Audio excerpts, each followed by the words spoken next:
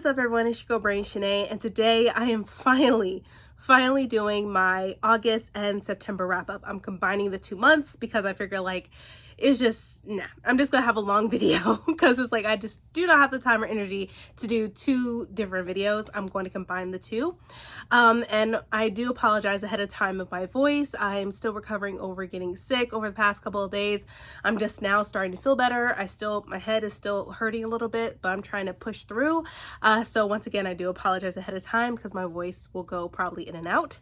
But anyways, so I read a lot throughout the month of August and September. I believe September I read a lot more than August, but I'm gonna go ahead and share with you all that I read within those 2 months. So one of the books that I read in August, which I also did a book review for, which I probably won't get into much with it. I'd rather you watch my book review because it's very thorough and it's a full book review. And that book is The Secret to a Southern Wedding. This is by Cynthia Williams. Like I said, I did an entire book review specifically for this book, which I'll leave the link up above so you can check it out. That way I won't waste so much time and I just know this is going to be a long video. But yeah, this is one of the books that I read in August. And then the next book that I read, which I'm not gonna lie, I was a little bit disappointed. I still gave it a 3 out of 5 stars. I just felt like the story was really rushed. It ended abruptly. I felt like the structuring of the story was just all over the place. Some stuff wasn't realistic. Some stuff was unbelievable,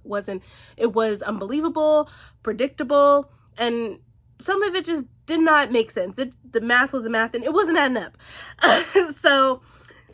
And I love this author, and I will still support this author because I love the writing. And that book is You're Not Supposed to Die Tonight by Kailyn Barron. Yes. I gave it a 3 out of 5 stars. I've seen a lot of people give it lower ratings. I was just, like I said, it ended abruptly. I think a lot of things could have played out differently. I know this has potential of being part of Blackoween for people to read, one of the prompts. But yeah, it just wasn't hitting like the other books that she's written. I don't know. It's just something about it that I felt like something was really missing that she has added into her other books, and it wasn't hitting. But I still gave it a 3 out of 5 stars because I love the concept of it. I loved how with the main character going to this camp, and it's like a live interactive type of camp, or not a camp, but like an interactive place where people go to pretty much pretend like they're being attacked and slaughtered or whatever.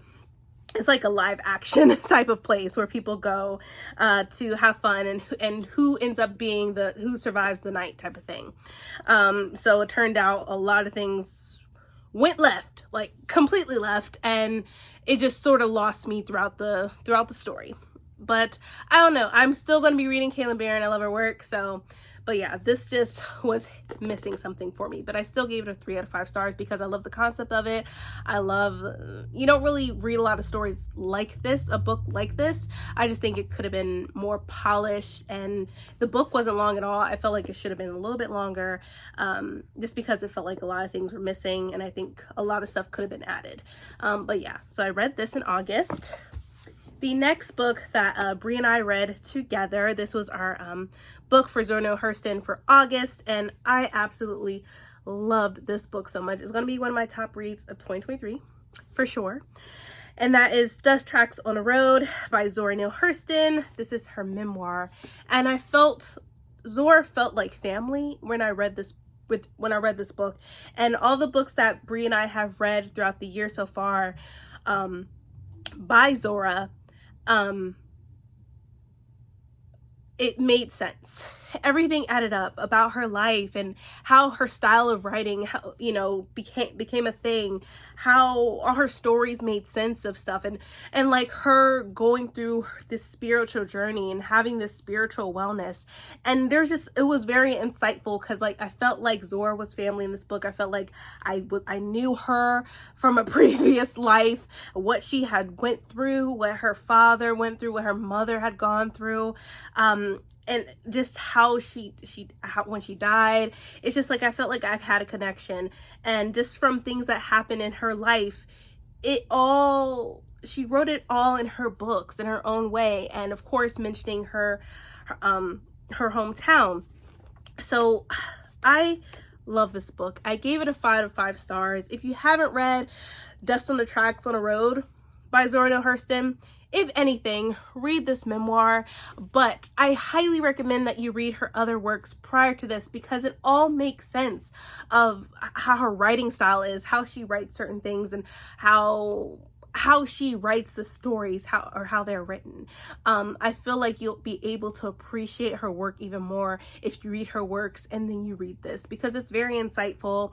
And knowing more information about her writing a book in 7 weeks when she was in Haiti, it was just very, very phenomenal and informational. And I just fell in love with Zora even more. Like, it all made sense. But yeah, I gave this a 5 out of 5 stars. I'll leave our live show up above so you can check it out, because it was a great conversation. And I highly recommend people read Zora, because I don't think she gets enough praise. She doesn't get enough praise. I don't see people talking about her books that much. And her books, they bring something to the table, and I think people that haven't read Zora are just missing out on it. But yeah, this was just a phenomenal memoir by Zora Neale Hurston. I felt for her. There were some tears that were shed. Like, I just felt it like in my bones. And this book is also on audio, so if you don't have the physical book, you can also listen to it on audio on Libby. I think maybe it's on Hoopla and Scribd. So like I said, it's accessible. You can get the audiobook anywhere if you have access to Libby anywhere, or if you want the physical book, you can also visit your local library. But yeah, 5 out of 5 stars for this one right here. The next book that I read, which I loved because I get to be with Roma and Juliet once again. And I knew that, well, I don't want to spoil it for anybody, but I loved Last Violent Call by Chloe Gong. And like, these are 2 novellas within one book. So with the first novella, what's the title? It's called A Foul Thing. And then the second novella within this book is called This Foul Murder. And this all adds up to her newest book, which was Foul Lady Fortune. But before I read this one in August, I read Foul Lady Fortune in August. And then once I read that, I read this. And it all adds up. This is featuring Juliet's cousin, Rosalind, and how she's pretty much immortal. She doesn't age. It was just a fun time, and with some romance in there as well, and how she's a spy. And then we come into this one and they just connect. I love Chloe Gong's work. I love her writing style. I think it's fun. We're located in Shanghai. There's like a lot of historical elements within each of her books. Like this particular book, this is set in 1931 in Shanghai. So I just found this very, very interesting, and it was mysterious. It's like a mystery as well. It was like a lot of fantasy and mystery within it, and it was just it was enthralling. Like, I had a ball reading this, and I like the assassins part in it too. I thought that was amazing. But if you haven't read any of Chloe Gong's works, I suggest you do so, especially with her first 2 books, where we're introduced Roma and Juliet, and then we get to meet them once again in The Last Violent Call. So I gave these, I believe, a 5 out of 5 stars. So I gave both of these 5 out of 5 stars, and I absolutely enjoyed every single moment of it. So I have these 2 books that I read in August. Next couple of books I read in August, and then we'll get into the books I read in September.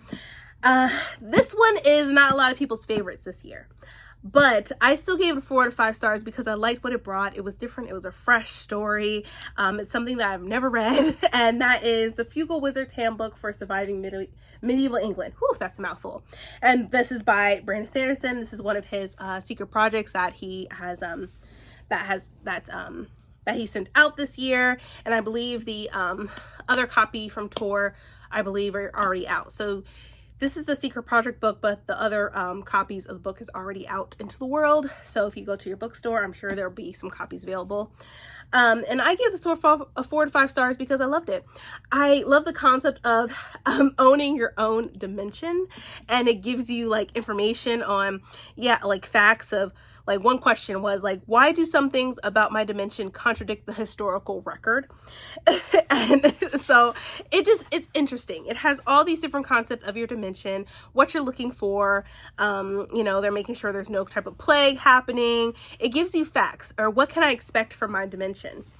For example, it says Frugal Wizard Inc. sells only the highest quality dimensions. All of our standard packages, including our Wizard Wildcard tier, come with 3 guarantees.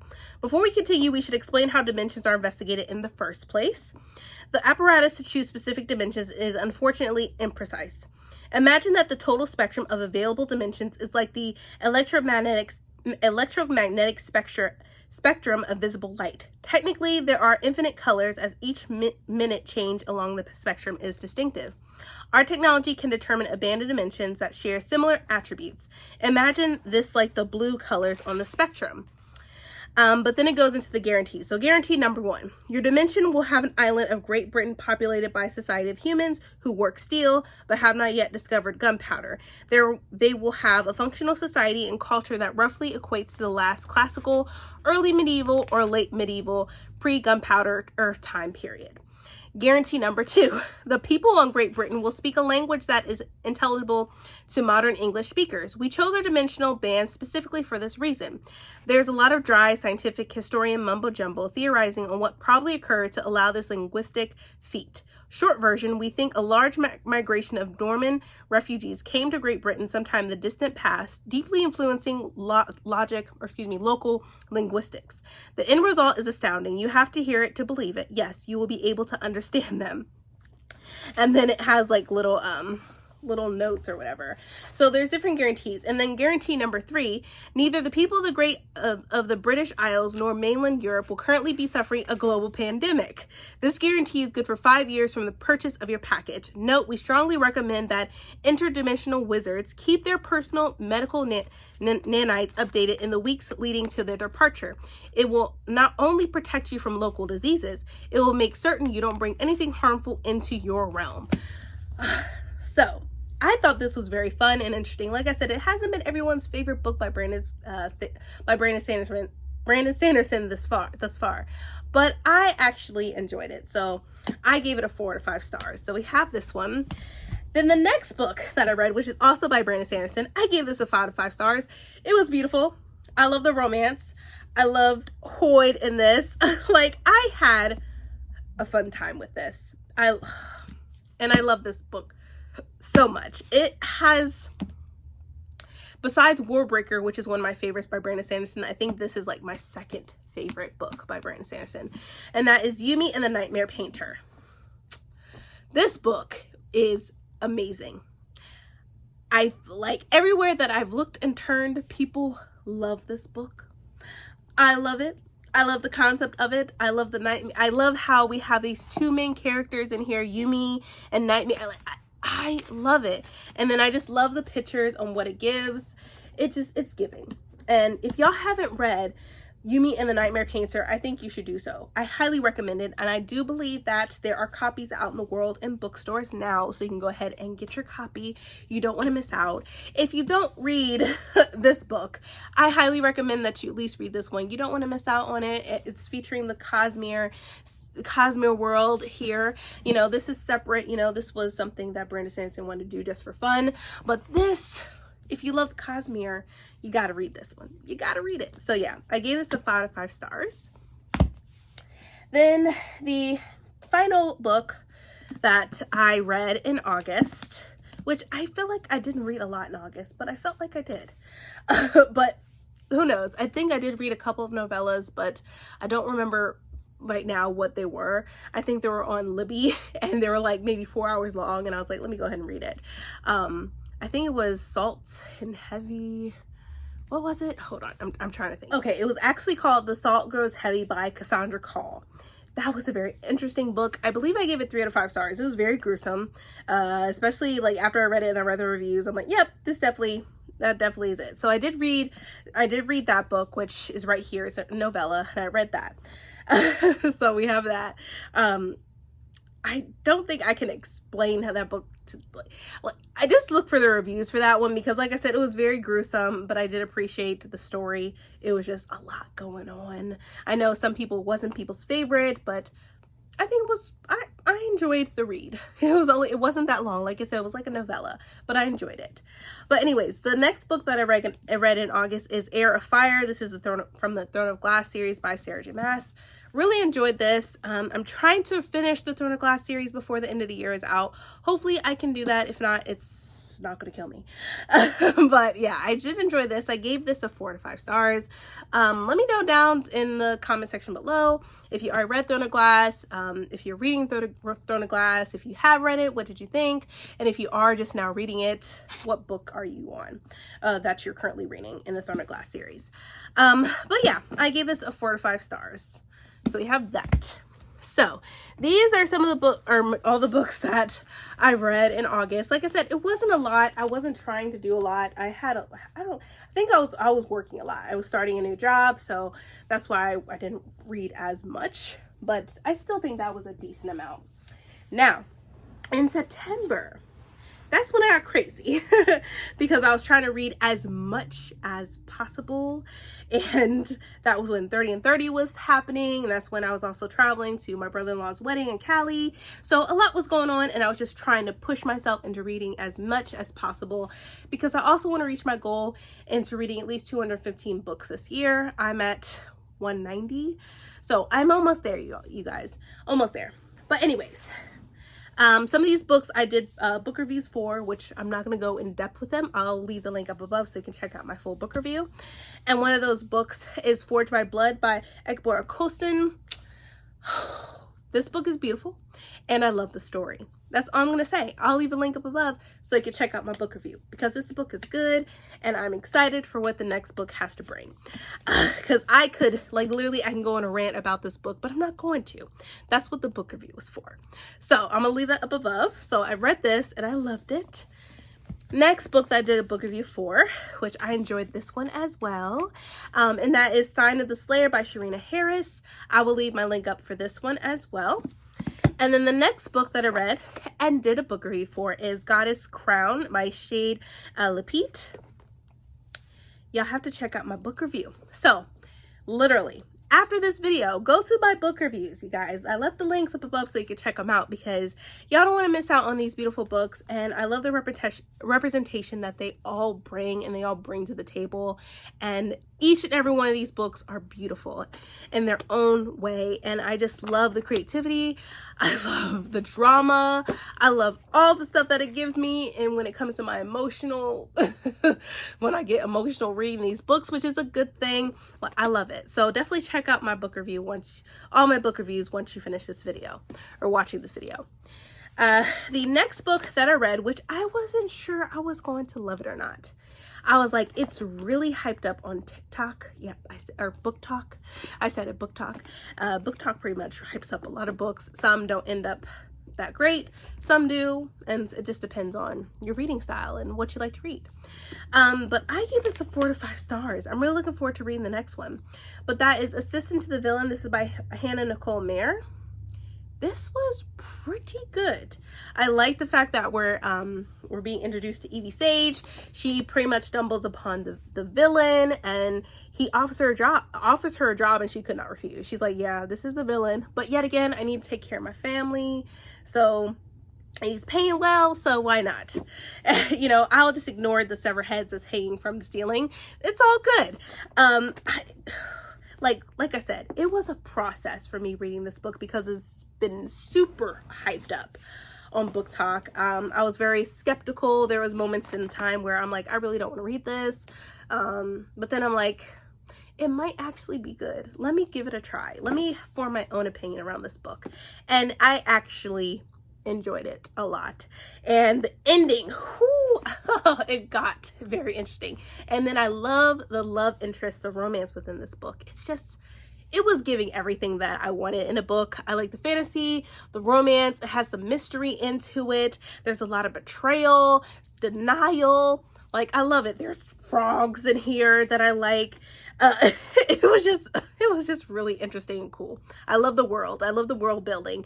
I just loved it. It was just a fun time. There was never a dull moment reading this. So yeah, I gave this a 4 to 5 stars for Assistant to the Villain.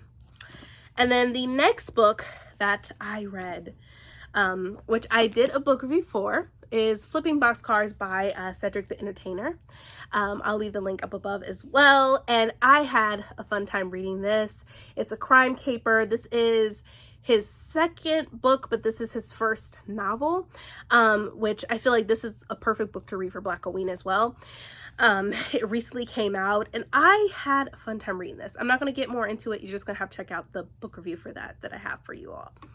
But there's that. And then the next book that I read, which I gave a 4 to 5 stars, which I enjoyed with this book. This book is also a perfect book to read for Black Halloween because there's a lot of traveling in it. And that is Thieves Gambit by Kavion Lewis. So freaking good. We're introduced to a girl named Rosalind Quest, who her family is known to be one of the best, or one of the top thieves in the world, or one of the best families of thievery. And all she wants to do is to be a normal kid. You know, she's tired of being a thief. She's tired of her mom saying, don't trust anyone. You know, this is the family business, yada, yada, yada. And so she's trying to find a way to get out of being a thief and just being on her own, being a kid. And so one night when they're on their way to pretty much do a heist, you know, thieving, she finds a way to get out of that. But in that same night, her mother ends up being captured. And so she's now entered into the Thieves Gambit, which is a gambit that happens, I think, every other year or so. And where of the top families, or one of the, out of the top families, one person out of the family is chosen to participate in this Thieves Gambit. And whoever wins, they not only get to make a wish on what they want, they also work for the Thieves Gambit for a year. So this was very interesting. You get to travel. I loved how we were able to go to Cairo, the Virgin Islands. We were just traveling in this book, which I don't hear this book quite enough on BookTube or anywhere really. I don't know why. Like, people are sleeping on this, and I had a fun time. It's so freaking good. And Rosalind, I feel for her. Like, towards the end, I was so pissed for her. Like, I was so upset for her, and I could just feel it in my soul, what she was thinking in her head about everything that had conspired in the ending, and this little romance end up being something else. Yeah, I'm ready for the next book. I gotta see what happens, and her mom is a trip. She's a piece of work, y'all. But if y'all haven't read Thieves Gambit, I highly recommend it. And like I said, this is perfect for Black Halloween, especially if you are at the place laissez-faire. This is perfect book for traveling. So there we have it. I read this. Next book, which I gave a 4 to 5 stars. I think a lot of people have read this book already, and that is I Feed Her to the Beast and the Beast is Me by Jameson Shea. Their book is amazing.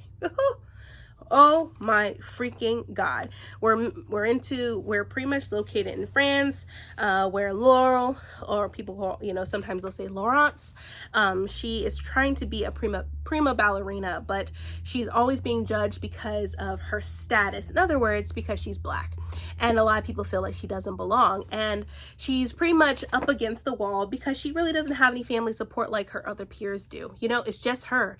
And so she tries her best to be the best at what she can do in order to improve, in order to, like I said, be the prima ballerina.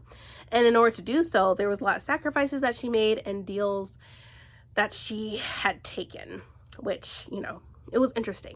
This book is creepy, by the way. So, like, if you listen to the audio and read this book, like, I highly recommend the audio because it is that freaking good and it's creepy. Like, I shouldn't have read it at night. Like, I shouldn't have read it. Like, the voice in the audio was creeping me the fuck out. But it's really good. Like, if y'all haven't read this, please do. You don't want to miss out on it. It gets deep, you guys. And where there's a prompt on Black Halloween where a deal is made, this is the perfect book to do so. And it's located in France. So, perfect. But yeah, I gave this a 4 to 5 stars. I Feed Her to the Beast and the Beast is Me. And this book is phenomenal.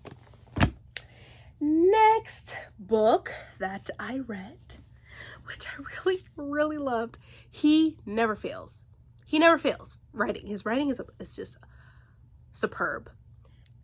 I am never disappointed with his books.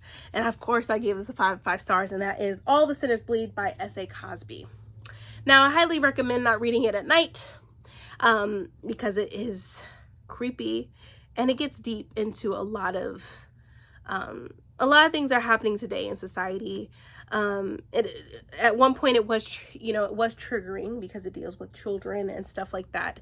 But I enjoyed it. It was realistic. It mentions about kids being missing and people aren't doing anything about it, which is still happening today, especially in Cleveland, Ohio, particularly where Black kids are missing and no one is trying to find them. So it brings up a lot of issues, like I said, that we deal today on a regular basis, that we deal in today's society. And this was just phenomenal. And this is one of the group reads for Black Halloween as well. So definitely pick this up if you haven't. S.A. Cosby is amazing. His writing, you can never go wrong with S.A. Cosby. The only book I haven't read by him is The Darkest Place yet. That's the only book that I haven't read by him, but I'm definitely going to be picking it up soon. But I gave this a 5 stars and I loved it so much. Now, the next, which they're manga. I attempted to do 30 for 30. I feel like I failed. I did not do 30 manga. Let me see. 1, 2, 3, 4, 5, 6, 7, 8, 9, 10, 11, 12, 13, 14, 15, 16, 17, 18, 19, 20, 21, 22, 23, 24. So I only read 25. I was close. I was so freaking close. I only had 5 more, but it is what it is. So for 30 for 30, these are all the mangas that I have read. So these first 2 volumes are the Apothecary Diaries, volumes 9 and 8. So freaking good. I just love this book so much. I love Mao Mao. I love the world. I find it very mysterious. At times it did seem a little slow, but I loved it. I love for what it is. So of course I gave these 5 stars for both of these. So these are 2 of them. The next one is Dinosaur Sanctuary Volume 3. I love that we have a new character that we're introduced to, and I love this. I have to thank Ashley from the Bookish Realm and the Realm of Comics for recommending Dinosaur Sanctuary. I think it was last year. She got me hip to it. I have the first 2 volumes here and I love them so much. She pretty much said if you like Jurassic Park, then I would love Dinosaur Sanctuary. And she is absolutely right. I do love it and I'm continuing on reading this. But of course I gave this 5 out of 5 stars.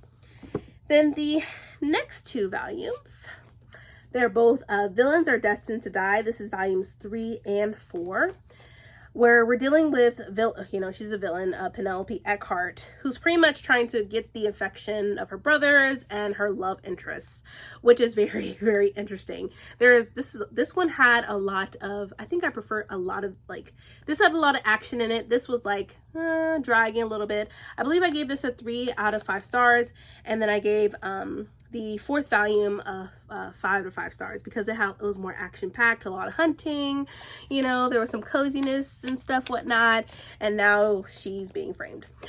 So I really love this series. I'm going to continue on reading this. I'm not sure how long the series goes, but who cares? I'm going to continue on reading Villains Are Destined to Die. So these are 2 other volumes that I read for 30 for 30. And then I read volume 4 of My Happy Marriage, where we meet Mio and Lord Kudo. I love this so freaking much. And how Mio was able to meet Lord Kudo's older sister, Hazuki. I just love this. And then they have the show on Netflix too, which it definitely surpasses the manga, but I think with the light novels, I think they're pretty much caught up with the show. So if you want to read them, if you're just going to read the manga, I pretty much would not recommend you watching the show just yet because the manga hasn't caught up with the show. The show is way ahead. So you're going to be spoiled. But I love this so much. This is so cute. Literally a Cinderella inspired slow burn historical romance with some paranormal stuff into that as well. So definitely give this 5 stars. If you haven't started reading My Happy Marriage, I highly recommend it because it's so good and I just love it. It's beautiful. It's beautiful and it's a fast read as well. So I read this. The next manga that I read is The Dragon King's Imperial Wrath. It says, falling in love with the bookish princess of the Rat Clan. This is the first volume. This recently came out this year, and I absolutely enjoyed this. It's about one of the clan, the girl from a rat clan. She really doesn't want to have, she's in the dragon realm or whatever, the dragon clan, where each clan's, you know, eligible women are, you know, go there to see if the king will pick whichever person, and he ends up picking her even though she is not even interested. She's literally in the library reading, and he sees her and automatically he's like, she's the one, she's it. And I'm like, oh, that is so cute. Like I love that so much. Like literally she took refuge in the palace's library and the king was there, and that was it. That was his sign. Like, yep, she is the one for me. And it's interesting because, you know, she's from the Rat Clan, which they're not known for being picked or whatever. And, you know, the king is from the Dragon Clan. So it's going to be really interesting. I believe the second volume is now out. So who knows when I'll pick that up. It'd probably be sooner than later because I want to see what happens next. But of course, I gave this a 5 stars. Then the next manga that I read is Why Really Anna Ended Up in the Duke's Mansion. This is volume 4, and I'm having a great time with it. It just seems really interesting. I like how with these manga that I feel like with some of them I'm into the romance type of mood for when it comes to manga, and maybe a little bit of mystery, but it's mostly romance, which I don't mind at all. I like reading a little bit romance here and now, and especially when it comes to manga, because the romance, it be steamy and I love it. But I gave this, I believe, a 3 out of 5 stars. So I'm really looking forward to seeing what the next volume has in store. And then the next 4 volumes is going to be Beauty and the Beast of Paradise Lost. This is volumes 2 through 5, which this is the 5th and final manga in the series. And I enjoyed it.